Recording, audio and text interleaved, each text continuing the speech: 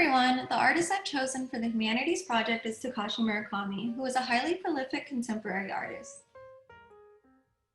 Takashi Murakami was born and raised in Tokyo, Japan, where he studied at Tokyo University of Arts to become an animator, but eventually majored in Nihonga, which is a traditional style of Japanese painting. He gradually became disillusioned with the field's narrow-minded, highly political world and started to explore more contemporary artistic styles, mediums, and strategies. As a child, Takashi dreamed about drawing cartoons, and from a young age, he aspired to work in the animation industry. He loved animation and manga, which are Japanese comics, and was inspired by the most influential cartoon companies at the time, Walt Disney and Lucasfilm. Murakami stated that he was inspired by the philosophical concept that Japan is set on a flat surface where everything is blended together, such as the culture, the workplace, entertainment industry, and family, where you can see he has brought it up in his artistic style. He is often referred to as the Japanese Andy Warhol. Andy Warhol and his pop art during the 1960s inspired a large number of contemporary artists, including Takashi Murakami. He managed to innovate Warhol's methods and idea, but also suffered from the same popular culture contradiction that Warhol faced in his time. Both artists had similarities in terms of having the ability to appropriate commercial, popular images that were inspired by their interpretation of the popular culture of their times and turn it into high-quality pieces of fine art.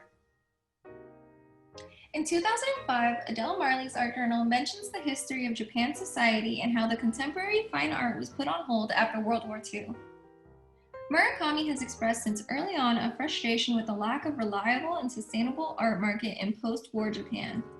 Largely for this reason, he's formulated a strategy where he would first establish himself in the Western art world and then go back to Japan to build a new type of art market, in order to create something rooted in its own Japanese culture and history, but still fresh and valid internationally.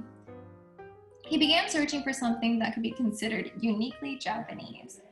After concluding that elements of high art were confounding at best, he began to focus on Japan's low culture, such as anime and manga, and the larger subculture otaku. In 2001, Michael Darling speaks about postmodern movement that was founded by Takashi Murakami himself, and how his art style has opened the realm of contemporary Japanese culture and society, and how its uprising popularity is starting to be felt in the Western cultural circles. In 2000, Murakami published his Super Flat Theory in the catalog for a group exhibition of the same name that he curated for the Museum of Contemporary Art in Los Angeles. The theory posits that there is a legacy of flat, two-dimensional imagery which has existed throughout Japanese art history and continues today in manga and anime.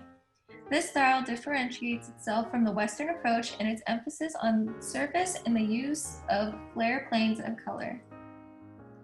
Superflat also served as a commentary on post-war Japanese society, in which Murakami argues differences in social class and popular taste have flattened, producing culture with little distinction between high and low. This later paved the way for him to do iconic collaborations with Kanye West, Louis Vuitton, Pharrell Williams, and many more.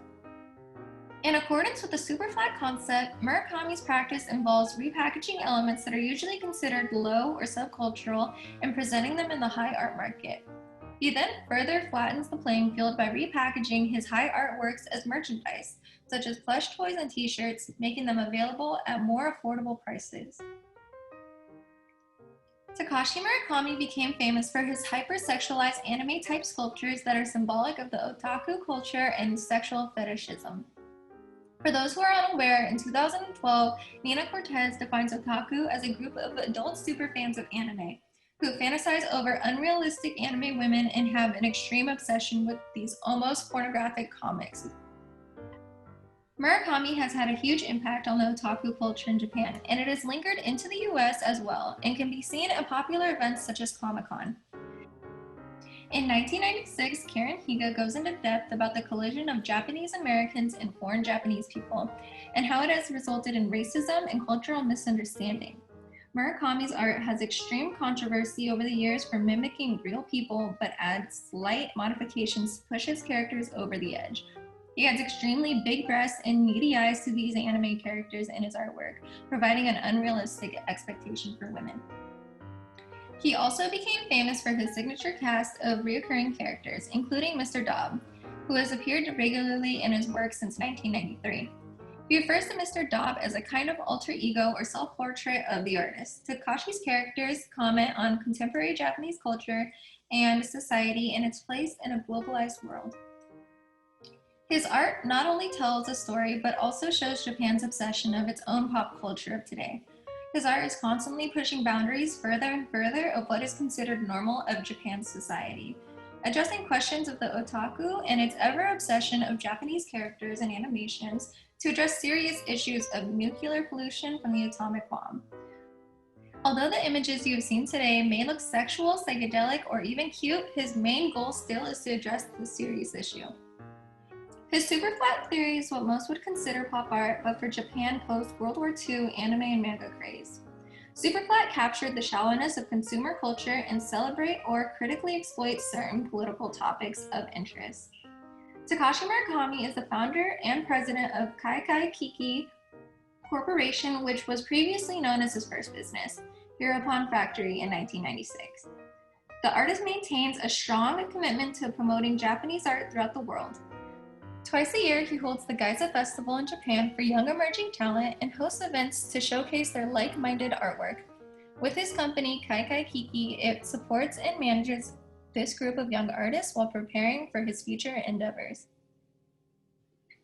So lastly, these are my 4 references that I used today, and that wraps up my presentation on the contemporary artist Takashi Murakami.